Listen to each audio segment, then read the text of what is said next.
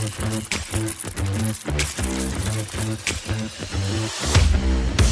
is Too Much Coffee with Jason and Kevin.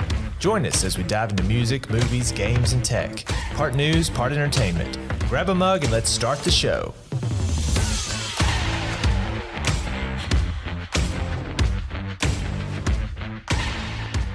Episode 16, everybody. Welcome to the show. Oh, we got a good one today. We've got an interesting one today. We're going to talk about something. I stumbled onto a great news article that kind of sent me down a rabbit hole and eventually led to the topic of today's show.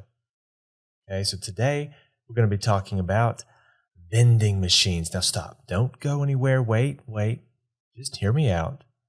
You're thinking, why would these guys be talking about something as boring as vending machines? Well, let me tell you something. Vending machines, they are the future. I found out they're the future. And I'm going to tell you all about it today if you tune into the show. And here today to help me out with that are a couple of blokes from down under from the Unintelligent Chat Show podcast, Rob and Lloyd. Guys, thanks for coming on to the show. Thanks for coming to Too Much Coffee. Listen, we're going to get into a couple of news items, but first, would you two tell us about your show and what it's about and how it got started? Thanks for having us on the show. Obviously, Rob and Lloyd from the Unintelligent Chat Show podcast. We've basically been mates for ages, and then Lloyd up and married a Boston girl and moved there. But we ended up on a podcast, and here we are. So we just talk about whatever comes up. Right on. So when people go to Spotify to check out the show, what can they expect to hear? We have so many different things that we find interesting and we have different interests. We figured, why not just every week, whatever we stumble across that week that we think is cool, we'll bring one each to the table and then just try and break that down. We just want to have fun, maybe learn some interesting things, have a giggle, and take something that is really interesting and intelligent and just destroy it. Just ruin it. Very cool. I like the concept of that. Take something that's interesting and bring it down to the lowest level. Sometimes we hit the high science, but tends to devolve. Excellent. Well, let's jump into these two news stories I've got before we get into our main topic.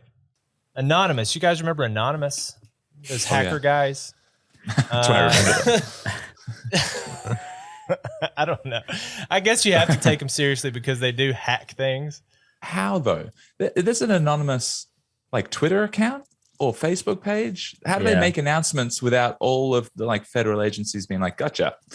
I mean, obviously they're wearing masks and shit, but you can that's a great question. Stuff. Yeah, who's really in control of, quote, Anonymous? Who's pulling their strings? I mean, the government has to know who they are. Right? They're both hilarious and terrifying. I don't know how to feel about them. Yeah. This one is hilarious though, right?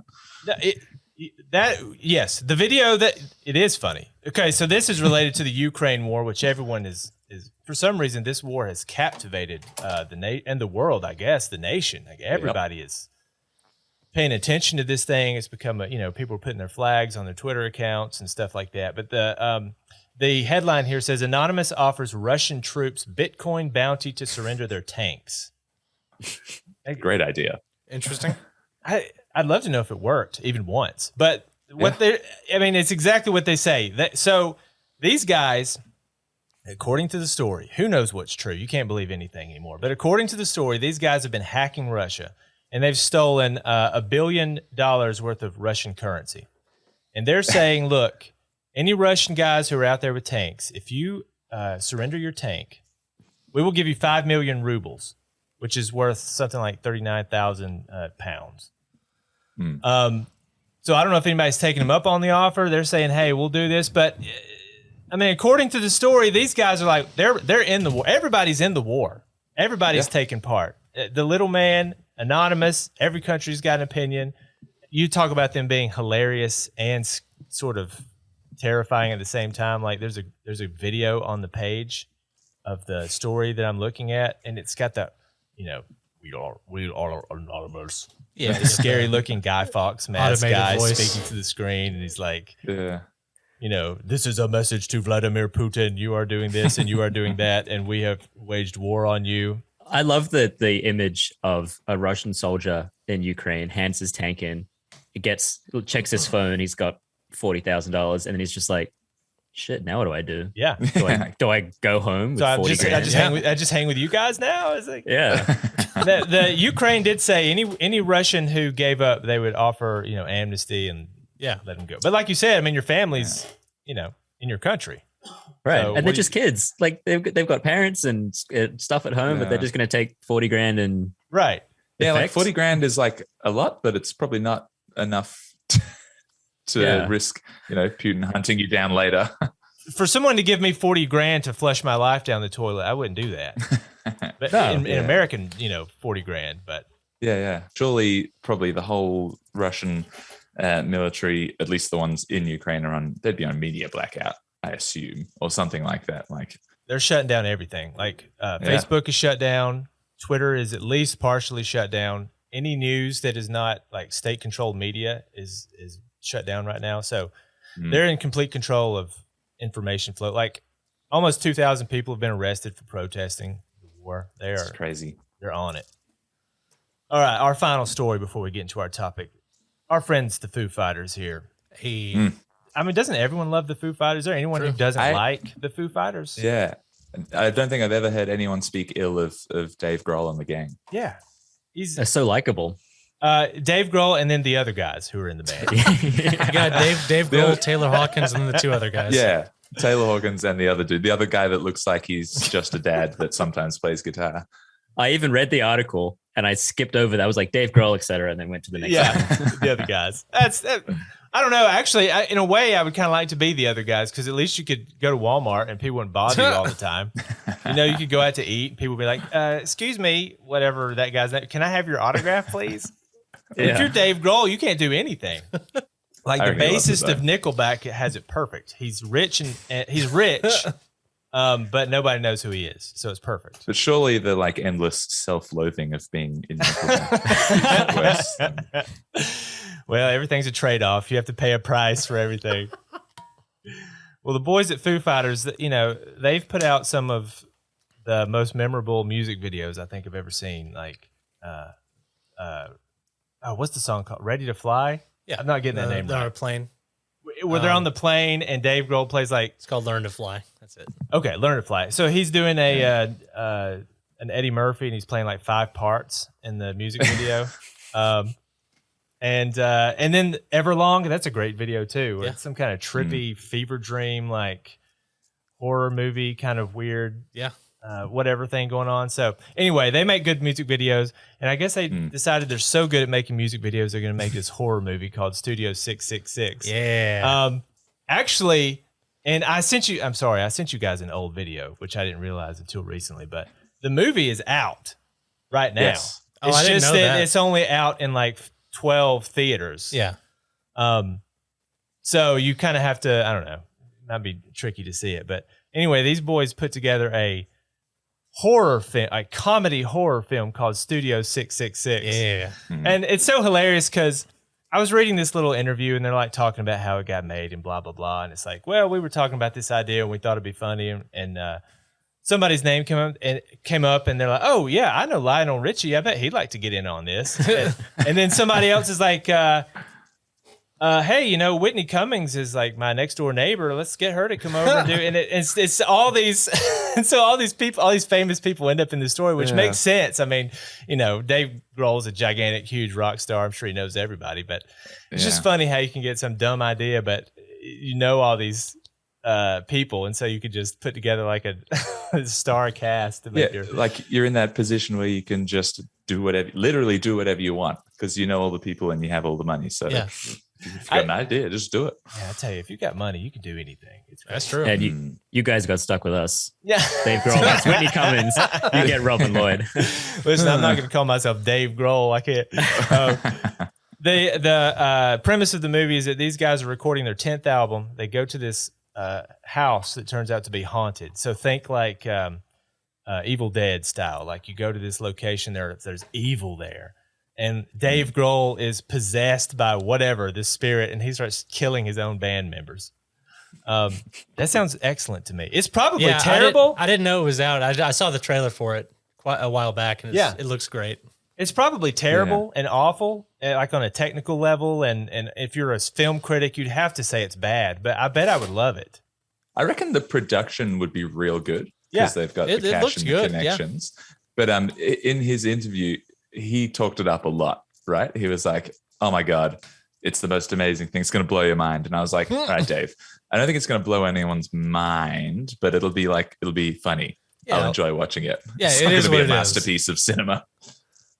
I remember hearing about it and I was like, oh, okay, Dave Grohl is making a movie. And I thought that's going to be really cool because I think he's super talented. He seems like he's that artsy, creative kind of guy that could make a really cool indie movie. And then I didn't realize until I read the link you sent that he and the band are in it as Dave Grohl and the Foo Fighters. And then I was like, all right, it's going to be kind of goofy.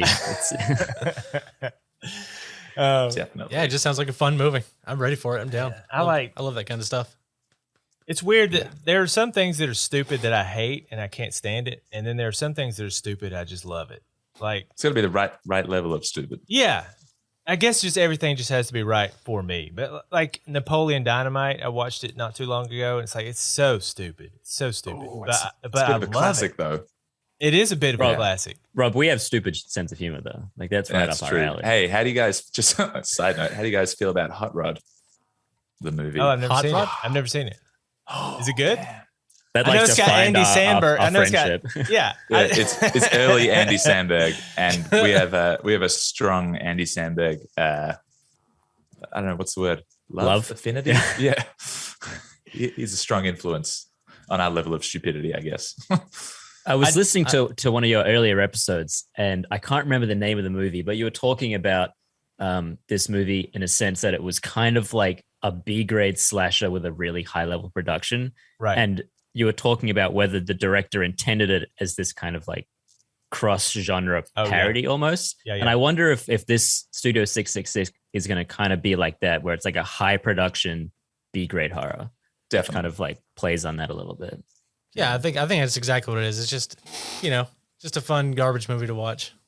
But it'll blow your mind. So apparently it'll blow your mind. Yeah. If I were the Foo Fighters, I would love to make that movie. How much fun would that have to be?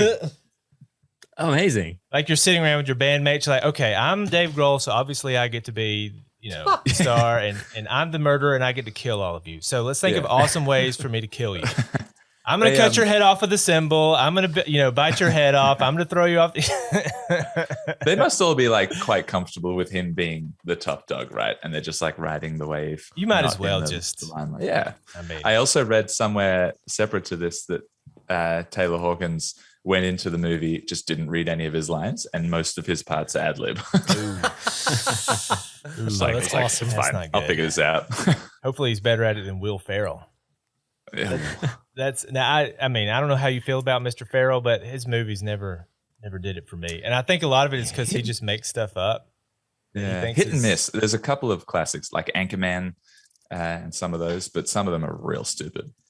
Anchorman's pretty good to me. I like it. Talladega Nights makes me laugh, but it is stupid. Yeah, Talladega Nights is good. Everything else probably I wouldn't like too much. Yeah. I think it's just his sense of humor. It's made a living on it. Oh, yeah. Good living. Yeah. I've got no advice for the man. Obviously he knows what he's doing. Yeah. Keep on. Yeah. He's got a new movie coming out that's like a dramatic thriller where he's like being manipulated by his therapist. And it sometimes a comedian can cross over like Jim Carrey, Robin Williams, and you immediately get sucked in. But all I could think was like, you're just the guy from Elf. I can't take this seriously. That sounds good. Yeah. I know Will Ferrell's done some dramatic roles. He's good. What was that? Really? Really? Yeah. He did the one where he was a character in a book. Yeah, that's what I'm thinking of. He's good. And I can't remember what it's called, but he was the character in the book, and the narrator was speaking. That was decent. Yeah. I don't know. I don't remember anything about it. I don't know if it was even good, but I know I saw it. So it must not have made much of an impression on me, at least. Interesting idea for a movie, though. All right, let's get into enough of this preamble. Let's get into the topic of the day. We're talking about vending machines. Now, you may be listening to this and thinking to yourself, who cares? Guess what? Vending machines are both the future, and vending machines are way older than you would ever have thought. I had no idea. I'm looking at this information here. And this is telling me that the first. I would love to see a picture of this to know what it looked like. But it says the first, what you could call a vending machine, was from 1615, and it dispensed tobacco. Some small brass machine. So I don't know. You put an ear of corn in it, and some tobacco comes out. I don't know how it works. That blows my mind. 1615. That's getting pretty close to not having a printing press. That's way back. Yeah, it's wild. And then the story jumps to 1822, when it became a tool of rebellion. So it says this English publisher named Richard Carlisle built a newspaper dispensing machine that allowed patrons to purchase banned works. So it was that's like, dope. Oh, I actually imagine these things like being put in like secret parts of the city, almost like a speakeasy where you have to know and you have to know what to say and what to do. It's like there's a vending machine hidden, and you can find the the pamphlets and the leaflets and all the books that they won't let you read. You have to find this vending machine and put some money in it, and you can read it. it feels like a mini quest on like Assassin's Creed or something. Like you got to find all the vending machines. Hiding the vending machines. So I actually think I read of a vending machine from like ancient Greece. Oh, it was really? Like, it was Same like article, wasn't it? Oh, the first yeah. century. You know what? I think I skipped that. You are completely right. Yeah. You are completely right. A holy water machine. That's the one. I reckon we need a few more vending machines that dispense holy water now. Send a few people up and smoke. Yeah, nowadays they're called sorted. TV preachers. And you send them whatever, and they'll send you some blessed. They'll send you all you want. Anyway. We're talking about vending machines. We're not talking about preachers here. All right, so fast forward. At late 1800s. Okay, now this is when they're really starting to come into their own. So 1867, we have a fully automated vending machine that you can buy stamps from. That's wild. That's a long time ago. Yeah. For a fully That's Civil automated War, vending machine. almost. So Abraham Lincoln could have bought a stamp from a vending machine. Oh, man. Get into the 1880s, and we've got machines that are that you can buy envelopes, postcards, note paper, stuff like that. It's all very like mail related. Yeah. Back when people Send wrote letters. a lot of letters, and back when you had quill pens and impeccable handwriting, and every letter from the most humble among us sounded like high poetry. Just a man out to war, a farmer. Probably never written anything in his life, but for some reason, living during that time, when you write a letter, it just sounds incredible. And then, we got one that gives out Tutti Frutti gum, which I haven't had in a very long time. Nice. It's in the late 1800s. Sounds We got some gumball vending machines are introduced in 1907. We've all seen those. Those are the only vending machines I ever see, I think. We don't even have, like, when I was growing up, Coke machines were all over the place. Yeah. Like the Coke specific vending machines, like in the picture on the article. Coke, Pepsi, Yeah. and then like the knockoff brands, Sam's Cola and stuff like that. Sam's Cola. Yeah. That's the man. Walmart brand of Coke. The popular knockoff one here is LA Ice. I don't know if that's American as well. That sounds sounds incredible. nice. Yeah. No, what is that? Oh, no, It's sucks. terrible. That sounds like Sounds our good. Faygo. That's our Faygo. Faygo. If any of you ever want to see something interesting, just type in Faygo and ICP into your Google machine and see what pops up. And you get sucked into a whole world you didn't know existed. It's incredible. Oh, man. I'll save that for later. Do that sometime. We might have to do a whole show about ICP. Those guys are incredible. Yeah, they're interesting for sure. By the time we get into the early 1900s, all right, we'll get beverage machines, cigarette machines. And I remember cigarette machines growing up with the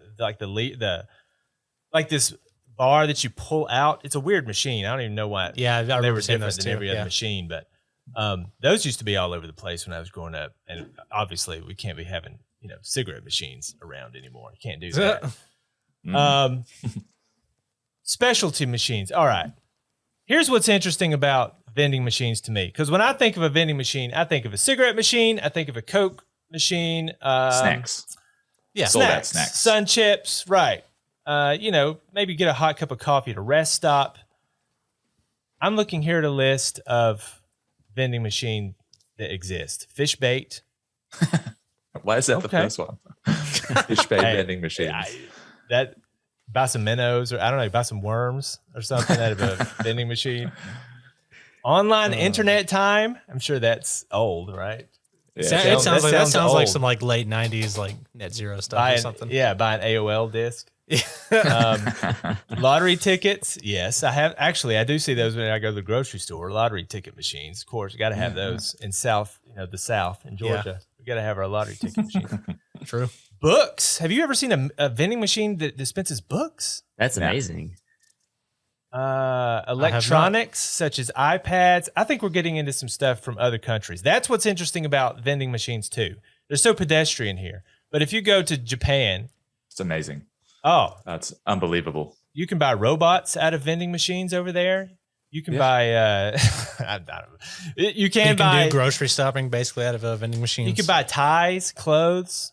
You can buy probably a sex doll. I don't know. I mean, they sell all kinds of crazy stuff. Literally buy whatever you want in Japan out of a vending machine. There are so many of them. It's ridiculous. I think if you put vending machines in cities that sold like ties and shirts, how many people either forget or when they go to the gym or spill something on their shirt, you make a killing. You turn up to work without a shirt. Oh shit! I mean, it makes sense. Vending Yeah. machine. I've spilled coffee on myself on the way to work before. Yeah. Stop in, grab a nice crispy white shirt. Yeah. Damn. Hot foods like French fries and pizza. Those vending machines exist. Life insurance. What? This can't be That real. sounds awesome. Is this a troll website? They're saying you can buy life insurance out of a vending machine. Condoms, yeah, of course. That's when you go into the bathroom. When here, at yeah, the around here you got some convenience bathrooms store. with it. So Yeah, I went. I think that's I global. went to my now wife when she was in college. I went to visit her at her college, and they had a vending machine on the first floor of their dorm that had like everything that a college kid would need. So it was not just snacks, but there was like condoms, tampons, band-aids, hairbrush, anything that you wake up hungover and you need to get to class. It's like Listerine, toothbrush. Yeah. Like it was amazing. Yeah, that sounds Great awesome. idea. No Yeah, no nice. condoms in that machine. In the No school condoms room? in that as well. Yeah. It was always Oh, empty. it did? But they sold Yeah, it. Wow. But it's like those ones you see in like bar toilets or casino toilets where it's like, condoms and breath mints and then like pheromone to Oh, yeah. attract the ladies. And Oh, just that's the right. You can get a little. bullshit things. It's like the magazines with the little sample inside. Like you could get a cologne, like a piece of paper with some cologne on it, and rub it on your neck. So, oh man, she likes me. I know she likes me. I gotta. You've gone into the bathroom and you're like, man, there's just something not working tonight. It's that vending machine pheromone. I am now going to kill it. Oh, I needed some Mountain Spring cologne. That was it. They've got my brand. Excellent. Well, condoms are shameful, so we hide them in our bathrooms. Let's see. Over the counter drugs. Yeah, That's fine. I don't know, like some aspirin. I mean, stuff I'm like fine that. with all this That's a stuff. great Yeah. idea. Yeah. Marijuana now. Yeah. Yeah, for I you. guess.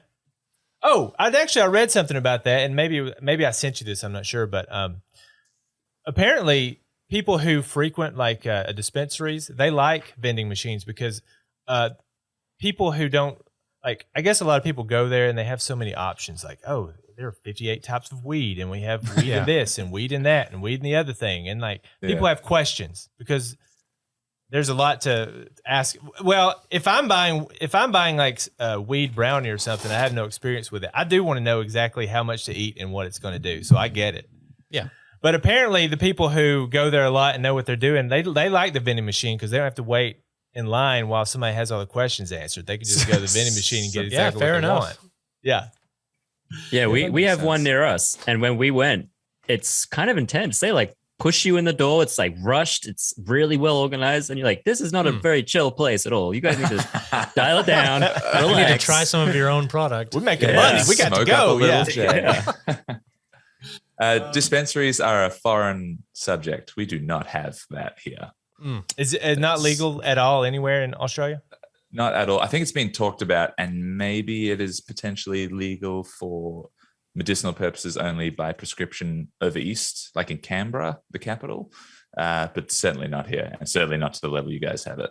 It's a foreign concept, being able to walk in or being pushed in somewhere and told which weed to buy. Yeah, well, it's funny because people, of course, always have smoked weed here for a long time. Lots of people, so it's never like a secret. But it was illegal here and really illegal. And then all of a sudden, one or two states did it, and then bam, like dominoes, it's legal all over the place, and now it's just totally accepted. It's not a problem. It was actually crazy because you can tax it and then put all of that money to use somewhere, right? Absolutely, the tax money you would get from that. I remember when Colorado first legalized it. Yeah, and it was like a few months after, and they were like, "We got so much money, we're going to build a theme park." And everyone's maybe we should legalize it too. Yes, cannabis land. It's just one giant dispensary full of roller coasters. Oh yeah, I remember driving through Denver and just seeing tons of dispensaries everywhere. I like the idea. You go to cannabis land, you sit on the ride, and it's like a giant pot leaf. Like the seat, the back of the seat is a giant pot leaf, and you go through a tunnel, and then weed smoke blows in your face so much that you get high just going through the ride. But the roller coaster is really slow. It just like it's like top of the curve. And there's a bunch of doped up people like, oh. And then at the end they give you snacks. It's like, what would you like? That sounds like a great chips. ride. I would be into that. It's funny. I actually had the thought, like, maybe I'll buy some. A couple years ago, I was like, maybe I should get some vending machines. It's like, that seems really easy. You know, they're probably expensive, but you buy them once and you keep them stocked. And for some reason, my wife was so offended by that. She's like, no, you're not buying vending machines. And I just dropped it. You can't sell your pheromone, Jason. Baby, I just buy some condom machines. What's the problem? I came really close to getting one. At my old job, we had a in like the office space was like a nice lobby area. And for some reason, I just looked into it and I was like, why couldn't I do this? And I contacted the owner of the building and he was like, yeah, if you want to do it, we'll figure out just like 5 or 10% of whatever you make. And then as I was looking into buying a secondhand, because you can buy them secondhand for like not that expensive, like a couple grand, and then you make that money back. And then I got a new job and moved and it fell through. But yeah, definitely. I remember this as like in school when you first, I don't know, learning about the basics of economics or whatever. It's like, if you buy 2 vending machines out of your pocket money and then you keep them stocked, you know, this is the costs and this is the profits, and then you're making this much money. Right. And I was like, that's the way. That's the way I'm going to sort this out. And you just never do it. But what they don't teach you in school is that that's all priced in. So like, people who sell vending machines or anything like that, they know that's what we're thinking. And so they make it really expensive. Well, I'm sure they're expensive to make. There's, you know, but like secondhand at a couple of grand. Used. Yeah. But that sounds like a lot still. I thought maybe you could get a secondhand vending machine for like $800. Let me eBay it. I feel like it's like almost like rental properties. I've thought about that before. Like, oh, rental property. That's maybe not easy. It's probably easy until it's not. Like, you know, you're just collecting rent checks and then they call you and they're like, oh, the air stopped working. Oh, great. Well, I got to fix that. And if you had one rental property, it probably is not that great. Because the instant you have to fix something, there's all your rent money. It's gone. But if you had, I don't know, 10, 5, whatever, 6, 7, now you're cooking because they can all pay for each other. Maybe vending machines are the same way. I've got a $500 vending machine on here on eBay. It's just missing. Well, what are we doing? Let's split it. That's true. Now, is this like a $500 car though, where like you buy it and it works? Well, for 2 I don't know. days? I'm not an expert on the vending machine market, but hey, it looks like it'll hold some chips to me. It's like a vending machine. Oh man, in Perth, I could buy a vending machine business for sale with high profit margins north of the city. Ooh, all right, guys, I'm just gonna look into this. You guys, perfect. Just get the whole business. There you go. That's perfect. It's 35 grand though. That's not happening. I think I did send you this article too about, and it's just about these different people who have gotten into it. Yeah. They're actually pretty interesting stories of people who, you know, there's this one YouTuber. This one was weird.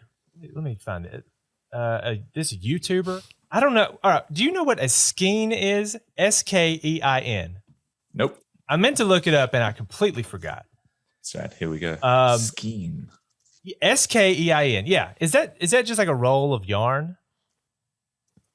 I never would have You guessed. know what I that. mean? Like on a tube. It sounds like a knife or something.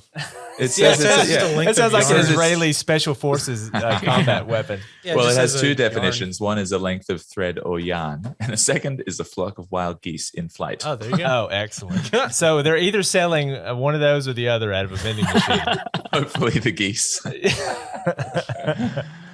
Like things like I hear a story like that. All right, someone bought a vending machine. They're like, I like to make skeins of yarn, so I'm going to buy a vending machine and sell them. And like, how could that ever work? But I guess it worked, or they're lying. depends on I where mean, you that's are. possible too. But anyway, there are these stories. This other guy who's like, oh, this is a great spot. And he bought a vending machine and he just puts like chips in it and Monster Energy drinks. And he like marks everything up 50% and he finds deals. And like, I guess if you're the type of person who likes to, some people just love to find, like a friend of mine used to love to go on Craigslist all the time. And she's like, oh, I found a chest of drawers for $22. You just have to go pick it up. And then they'll go pick it up and sand it and paint it. And they just love all that stuff. Oh, so if you love doing that and like, oh my God, I can buy 6 crates of barbecue potato chips for, 60% off. This may be the job for you. I think. But then you have to be looking. You have to be looking the whole All the time. Yeah. Oh. I think in Seattle there used to be like a mystery vending machine that was like, just give you some random drink, whatever they decide to put in there. I would fall for that every time. was I love unlabeled and they would mysteries. just- Yeah. That's like chef's choice. Yeah, I love that kind at of a stuff. restaurant. Where like you'll eat what I cook for you. That's it. Yeah. Yeah. Or like a loot box So risky. or something. Apparently, vending machines are usually it's just a person who does it. It's not like big. They're not big. I mean, I'm sure there are, but it's not like big companies own all the vending machines. It's not like Clear Channel and radio where one company owns all the radio stations. This is usually a person who gets an idea in their head and they start buying machines. So it's it's for the little vending machines are for the little man. It was like Now. 70% of vending machines in the US are owned by individuals, which is crazy. And that'd be a lot of vending machines. Yeah. It's like billions of dollars industry, surely. This part right here says, and at Oakland International Airport, the Uniqlo vending machine makes $10,000 a month from down vests. That's Interesting. like workwear, right? Like Yeah. Yeah, like I guess so, like yeah. goose feather vest. So they are selling So geese. like a cold Makes weather sense. vest, A skiing vest. made with skein, no doubt. They sell for $50. I would never put that much money into a vending machine. no, they fail. They fail all the time. What if it tries to push? I'm glad you said that, and I want you to hang on to that. Now, before we get to the really expensive vending machine, all right, and we've already talked about some weird ones, but I do have this BuzzFeed article that's 24 vending machines you won't believe exist. A lot of these title, but I are from love the different. article. Yeah, I know. BuzzFeed. I think they're a shameful company, probably, but they know how to make some clickbait titles. They are really good at it. Do people still? Surely everyone knows what clickbait is now. Every time it's and you won't believe, Yeah. and the fourth one will get you. It just makes me angry now. I don't click on them. We just did an episode where Rob spent the whole time being angry about clickbait, and we've just got him all riled up again. It would be really interesting, but it would take a while to set up, I think. But to do a whole episode where you just examine clickbait titles. No, News I articles, have to break anything. something. Yeah. News is like that a lot. The headline will say something. Oh, I remember one specifically. It was when all the Joe Rogan Spotify stuff was going on. So people were, what's his face? Neil Young. Neil Young was like, I'm out of here. Joni Mitchell's like, I'm out of here. And then a couple other people that, all respect, but nobody knows who they are. And they're like, we're out of here. And then I saw 2 or 3 articles, and the headline said something like, Dave Grohl rumored to be thinking of leaving Spotify. And then when you read the article, it's just this Twitter account, some guy, just a guy, and he just tweeted it out as a joke. And now it's reported in several. I saw it in several articles. It's reported in several articles as news. Like, this is rumored to be possible. It's like, no, it's not. It's just some shit poster who did it on Twitter. I think in our episode where I got angry, we talked about that, like the level of journalism in like the last even just 5 or 10 years is just like, woo. Just Yeah. falling off a cliff. I mean, anyone could be a journalist. Think about the news. This isn't a specific example, but the news, even before social media, would be like, "Are ducks trying to kill you? Come back after the break." And then you'd come back after the break, and they'd be like, "No, No, they're not. of Yeah. course not. It's crazy." Is your water slowly killing you? Yeah. News at 11. Like that old classic small net, Channel 5 News, whatever thing, and they tell you some awful Yeah. thing. And like you said, you listen to the actual story. It's like, nah, you're good. It's fine. Yeah. Don't worry about it. Thanks for gonna be watching all right. the whole show to find out. Yeah. All right. You literally did that at the beginning of this episode. I'm not going to tell you how we got here. I'm going to tell you at the end of the episode. Oh, we're part of the problem. And yet, I feel like, I'll have to meditate on that a little bit. I want to think about that. Get back to me. All right, BuzzFeed. Number 1, live crab, China. Oh. A lot of these are from other countries, as you can imagine, the exotic vending machines. You can buy live crab at this seaport in China. It's amazing. Remember, does it come out? Does it just kick it down into the bottom tray and it's in It's there, hard to like, tell exactly. I'm snapping looking you? at it. It almost looks like it looks like it's in a can, like a giant, like a canned ham. It's hard to tell from this picture. Oh, it how says it that keeps them works. cold, so they're in hibernation. So maybe they just plonk out. Yeah. It's very If you slowly crawl. Maybe you the rec- door just opens and eventually one will crawl out. You have to grab it and shut the door back. If you receive a dead crab from the vending machine, the company will compensate you with 3 live crabs. Whew, that's a deal. Did you make Which that up or are you actually reading read. that? That is not That's made from the up. article. That's from the article. Yes, that's excellent. That's Well, why that's just they're good making business money practice. and I'm not. Yeah, you have to have a guarantee like that. Yeah. All right, number 2, caviar from a vending machine in Los Angeles. Gross. $500, my friend, for an ounce of roe. If that- I'm going to get half the joy of eating caviar is sitting in a nice restaurant with some like ambiance and candles and a nice date, not getting it on Yeah. the street out of a vending machine. Exactly. What if you were That is super counter. rich? That's counter to everything about eating caviar. Yeah. Like you just walk around. Let me just grab a. What's it come in a can? Like, let me just grab a little. Oh, like ice cream. Like you get a little cup full of caviar. A little Let me plastic just spoon. Yeah, it's like stopping for ice cream, except you're stopping for caviar. That's a rich man's Gross. ice cream, I guess.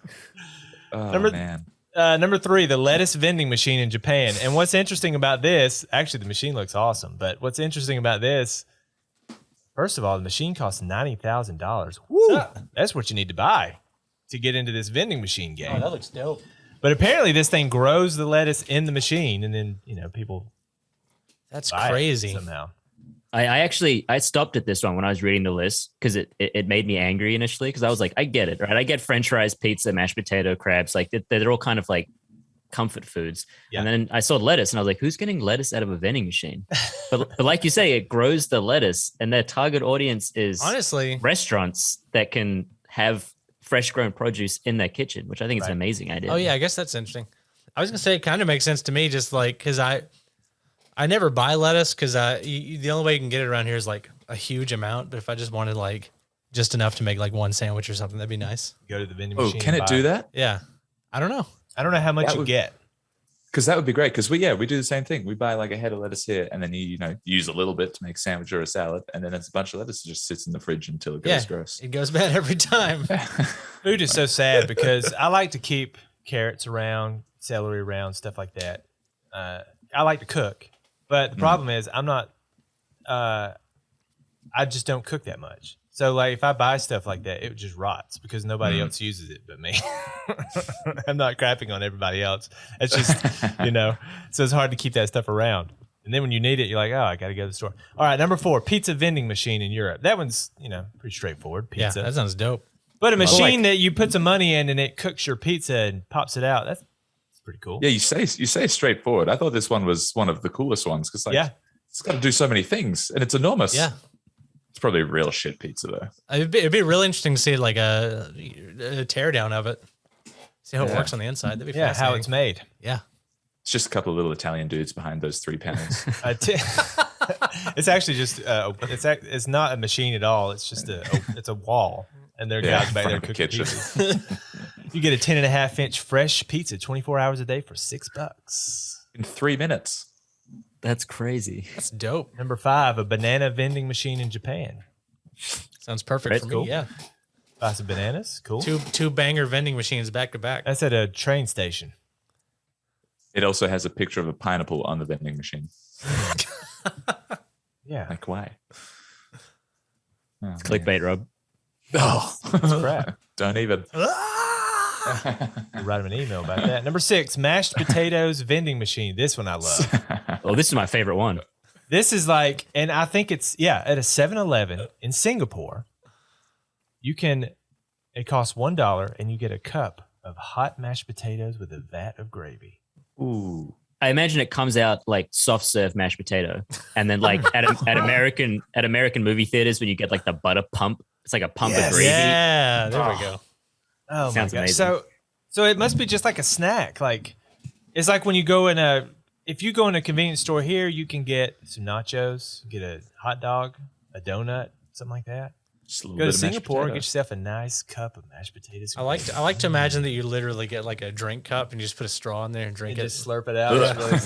I don't like to imagine that.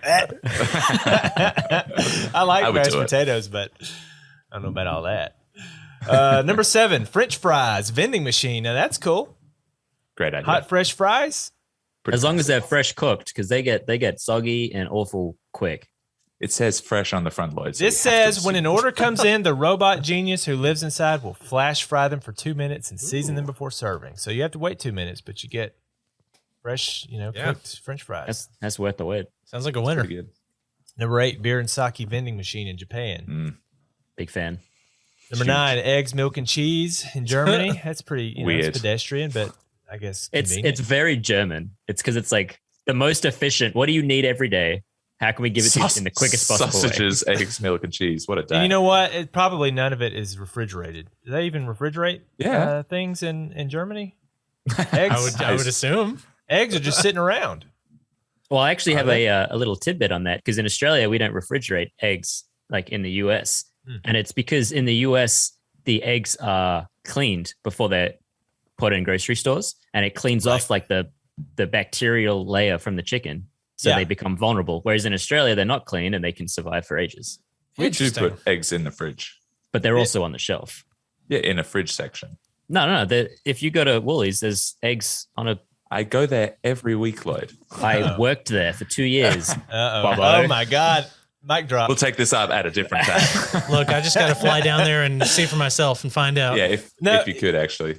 I'll send you a that's funny photo that you when re- I go there today. That was an issue last night because my wife bought some eggs, and then for some reason I guess they were we couldn't.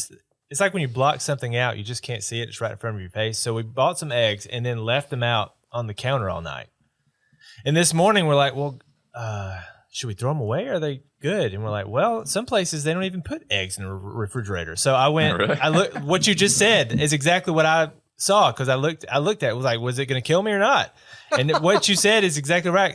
Since we wash our eggs, you wash off that protective coating. But in a place where you don't wash the eggs first, it's safer to keep it unrefrigerated. So, Well, there all right, you go. number Did you eat 10, egg vending machine in Japan. Speaking of eggs, Continuing with the theme. yeah, I'm gonna blaze through some of these. There's a bunch. Yeah. Hot bread vending machine in Germany. Strongly on board. Sprinkles cupcakes in the United States. It's Good. cool, I guess. Seems like a lot of work to keep a cupcake machine Yeah. good, right? I feel like all these are going to be a lot of work. A baguette machine in Paris makes sense. Burger machine in Moscow. Burgers make sense to me. I know, I Rice gotta cancel vending that machine one. in Can't have Japan. no vending machines from Russia. Get rid of that. Oh, you're right. Cut that out. I'm going to edit that out. Bleep. From bleep. Hot dog vending machine in the United States. Love hot dogs. Draft beer in Ooh. Japan. Wonderful. Hot menu vending machine in Japan. So you get yourself some, I don't know, some fries, looks like some, Yeah, it looks like some. maybe some chicken wings. probably Or some- Just a Some bunch of. candies. It's all orange. It's all deep fried stuff. Yeah. You're right. It's everything on that menu is the same color. Fried, deep fried brown. Oh, if you can read it, it says hot menu, and then underneath it says casual frozen foods. Yes. Interesting. Fried chicken, squid balls, and fish fillet. Ooh, Pecan pie vending machine in Texas. I love that one. Big yeah, fan. good. It says buy your pecans after hours. Ooh. Is that like adults only pecan pie? You have to go through the curtain, go in the room with the curtain. Yeah. Vending machine restaurant in Netherlands. It's an entire restaurant. It's kind of like the old, they used to have automats in New York, which weren't really vending machines, but you just like walk up. That's what this take is something called out. when you read about it. A chain Oh, automat yeah. that dispenses through a vending machine. Croquettes stuffed with veal or beef. Everything at this restaurant costs less than $10. So, Nice. Pretty cool. we got all right, number 21. We got just a few That's my more. favorite. Canned bread. Like, why? What, There were canned other bread? vending machines that did normal bread. Why sit in a can? Well, you can get like canned cheeseburgers too. I think they're German or something like that. What? Look it up. It's Canned- fascinating. I would definitely buy this, but then I would hate it. Canned bread. Yeah. Weird. I'm just letting that one soak in a little bit. Why would you want canned bread? And what is the texture of canned bread? Oh, I think it might just be the name of it because like in Japan, sometimes they have different names. Like I think they call sandwiches just like sand. It says flavors include chocolate chip, coffee, and fruit. So it's probably like banana bread or something. I bet. I mean, it's still kind of weird. Maybe in a it's more can. like a dessert, almost like a cake. yeah. Cakey, Flavored yeah. bread, like a cake. I don't know. Number 22, ice cream vending machine in the United States. Yes. Lobster in Las Vegas. Fancy. Yeah. Why isn't lobster number 24? That's the ultimate. Yeah. Number 23 is another automat. It's Oh, a yeah, there you go. restaurant. Who cares about that? Number 23 is the good one. The penultimate Oh, is the best. I didn't read it before. It's like one of those machines where you have to literally pick up your own lobster. This is excellent. Yes. It's a the claw machine from Toy Story. Exactly. If you go So you- to a bowling alley and you see the thing with all the toys in it, you put a quarter in and then you try to pick it up and it falls out of the claw. That's exactly what this looks like. You It's catch salted them, lobster. we cook them. That's what it says. The lobster paying- zone. Yeah, you're paying $2, and then if you win, you get a full lobster, which is probably I don't know what it is in the States, Lord. but you're worth like So- $30 or something. Does that mean there's a chance you pick up a lobster and it just like slips out, splashes Oh, back in the water again? Definitely. I'm sure. Yeah. Yes. Like majority of the time. That's That's a exactly what it says. Like you it's a said, you shit put in life. $2 and it says you quote, try your luck for dinner. So wonderful if you lobsters. actually get a lobster, they'll cook it for you for free, Yeah. but you have to get the lobster out.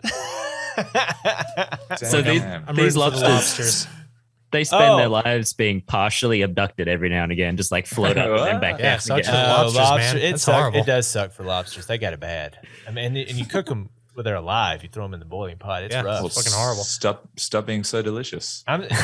Word, yeah, word.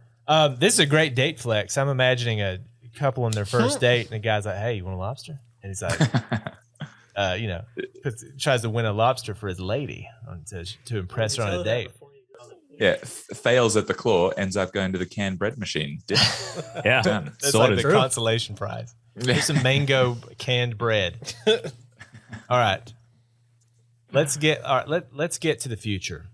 Okay. Ooh. We've seen the history of vending machines. We've seen the bizarre and interesting vending machines that exist in the world today, all over the world. And now we're going to travel to the future with the world's first NFT vending machine in New York.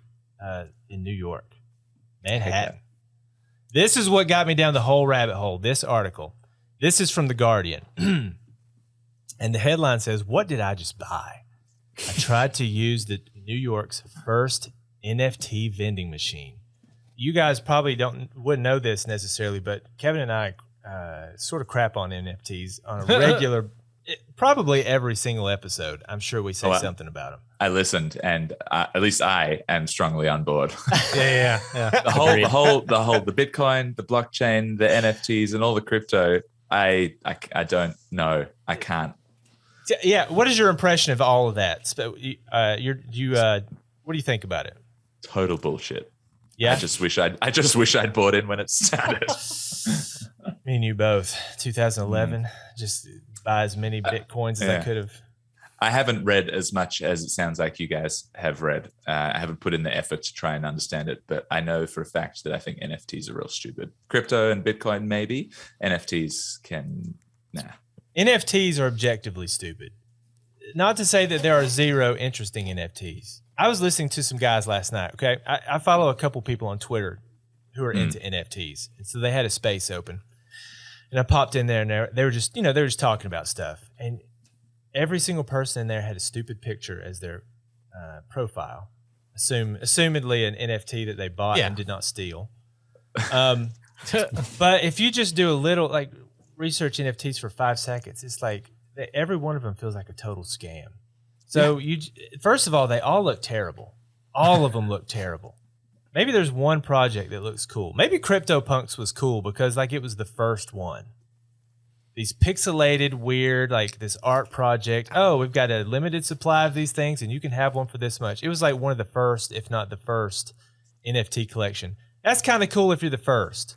But now we've got penguins, we've got cats, we've got a different kind of cat and some lions and robots and aliens. And it's all the same thing. So they'll take all these assets. Oh, I've got 3 different noses. I've got 10 different hats, 6 different types of earrings you can wear. You could have a double chin, or you could have, or you could have a nose ring, or what. They have all these assets, and they're like, oh, there's only going to be 5,500 of these things, and they'll have an AI just put all this stuff together like paper dolls. So you mix and match, and mint all these NFTs, and people were paying so much money for these things. It's like, why? Why? Are they doing it in the hope that for some reason one of them will become rare or worth something somehow, and then they'll be able to sell it? Like, Yeah, But by really understand the definition, they resale. can't become rare, right? because They're Yeah. infinite. No, but that particular even, one. yeah. But that particular one is infinite because you can get infinite identical copies. All you own is a piece of code on a blockchain that says you own it. That's it. Right. Yeah. And it's even ambiguous what you actually own. Right. I guess what you own is code, like a line of code. Yeah.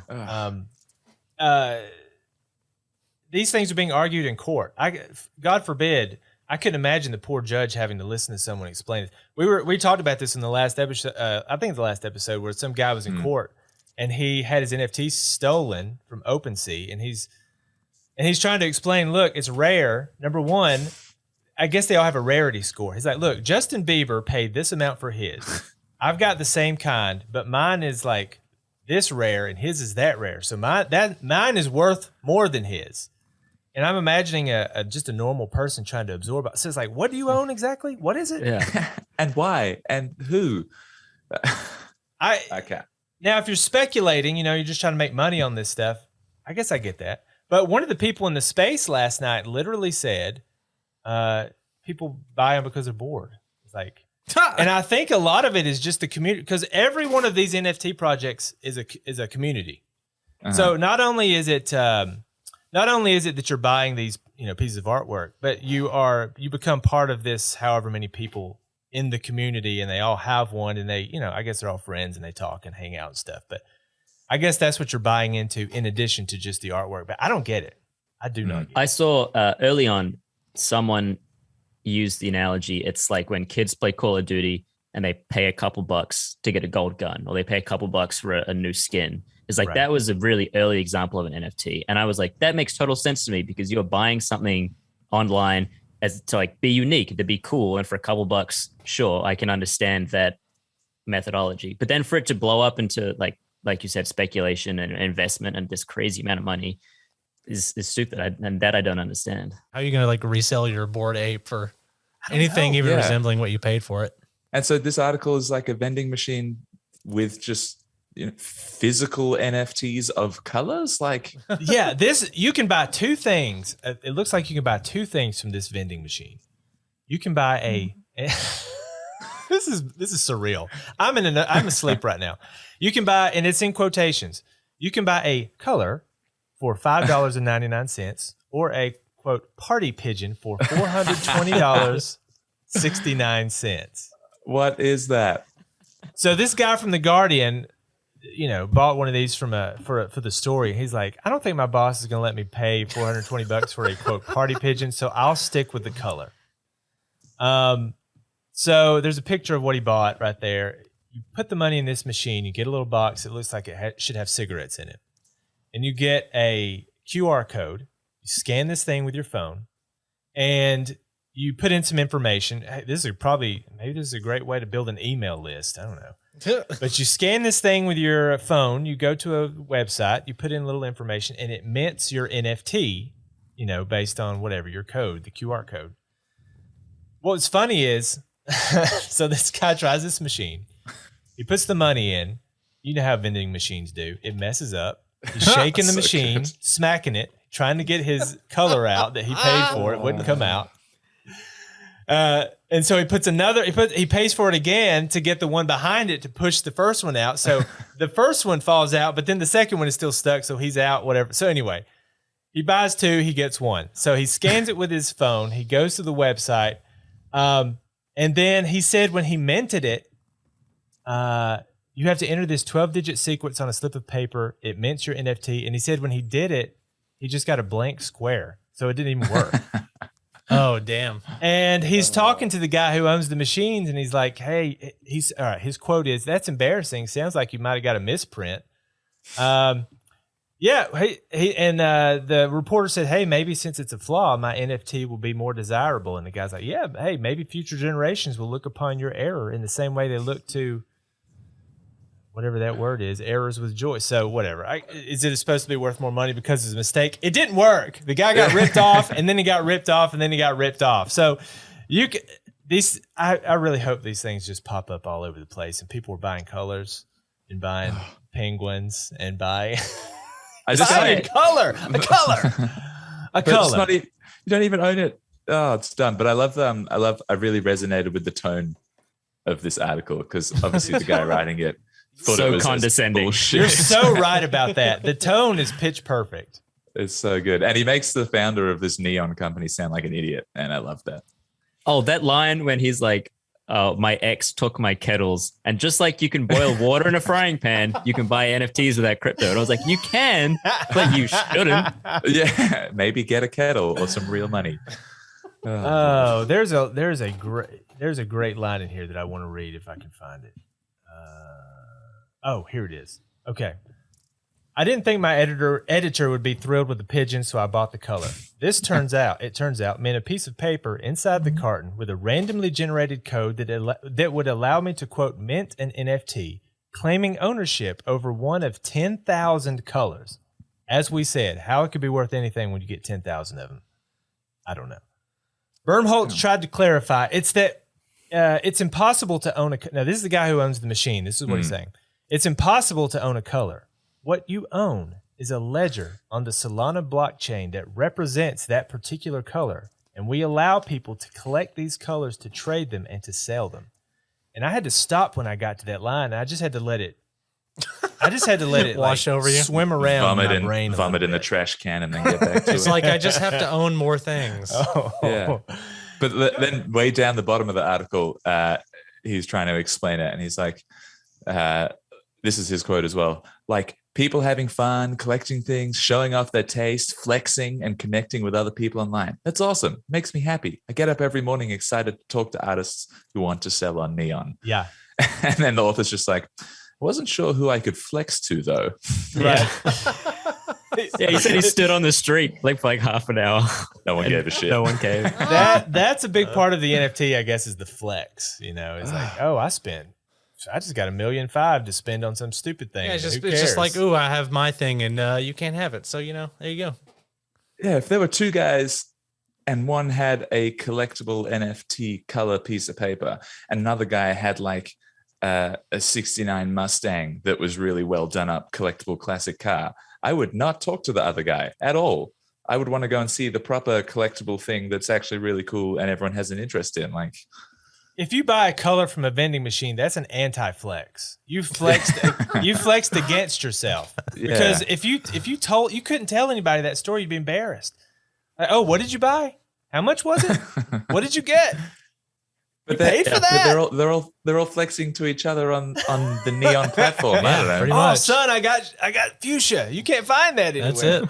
There are only like 2 fuchsias. I got hex number. I got chartreuse. Yeah. Chartreuse. Did you see at the end of the article that this guy has closed a round of funding for this company? Oh, for $3 million. $3 million. Hell Yes.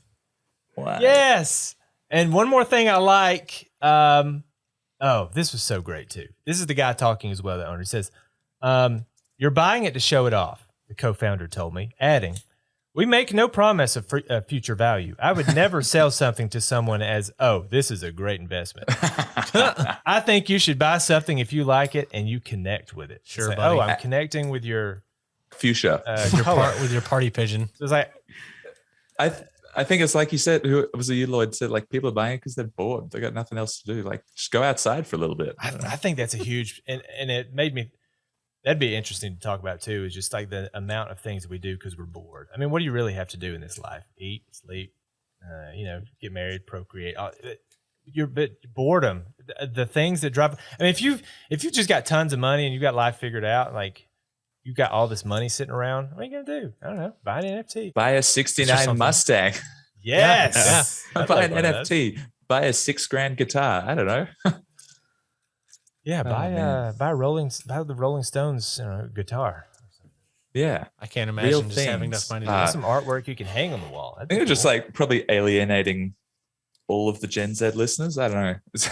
Well, listen, I always invite, if you're into NFTs, don't take offense. Just tell me in the comments why we're wrong. I would love that. Just tell me how we're wrong. I get the community aspect. I get supporting an artist that you like by. I sort of get that part. Like, okay, the guy who drew Earthworm Jim makes NFTs, and it's like, if you like his artwork and you want to support him, one way you could do that is buy his NFT. I get that, but overpaying for garbage just to be part of a community, I don't get. Agreed. Oh man. But It's maybe. Well, I think the big thing too is like, I'm no expert on this stuff. You'd have to look it up yourself, but I mean, all this technology could be used to do different things than just like, minting a color or whatever.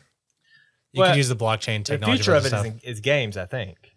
I don't know. I'm playing devil's advocate here. I don't like any of this shit. You can use it now. It's great for games, I think, because Yeah. people buy things in games anyway. So, if you play a game, you're like, oh, I bought this special gun that shoots rainbows, and you bought it as an NFT. Well, then actually you own it. It's actually apart from the game, you own it.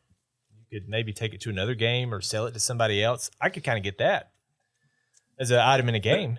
But if someone sees your rainbow shooting gun and codes another rainbow shooting gun that looks exactly the same, do you have grounds to tell them to kill them? not? I think, yeah. Like, you own an NFT for someone's created rainbow gun, but if someone else creates a rainbow gun that looks exactly the same, but it's someone else's created it, like they can make their own war. NFT. Yeah, I'm Who's sure. got the best community? Let's fight. I'm sure there's some copyright something. Yeah. Oh, fellas, I think that's going to do it. Excellent. Well, good. listen, thank you guys so much for being on the show. It was a lot of fun talking to you. Yeah. Thanks for having us. I thought that was a awesome. lot of fun. Yes, indeed. We had a blast. That was awesome. Listen, if people are listening to this show and they can't enjoy a show as fun as this, because if we're having this much fun, if you can't enjoy this, just stop listening to podcasts. Yeah, go buy some NFTs or something. Yeah, There you go meditate. Go do something Yeah. boring. Stop listening to podcasts. This is Go fun. buy yourself a bored ape. A bored ape. Yes. Yuck. Oh no. All right, that's going to do it. Thank you again for listening. Listen, YouTube, go on there. Too Much Coffee Podcast. Subscribe, like, and if we're so wrong about NFTs and it's just driving you nuts, just tell me why in the comments. I'll read it. I'll listen. I've got an open mind. I don't hate you because you like NFTs. And listen, while you're at it, jump on Spotify. Do you guys prefer one place or another for people to listen to your show? I reckon we're Spotify or Apple Podcasts, whatever We you're into. Yeah, we've just directed people to Spotify. I think it's easier to pick one. Perfect. So go to Spotify and check out the Unintelligent Podcast immediately. And thank you Or guys else. again. Yeah. We're tracking your IPs. We will find you. That's right. Anonymous. Well, Yeah, we're from Anonymous. Yeah. you can't say that. This is not a game. Listen to the show. You have been warned. Oh, Lordy.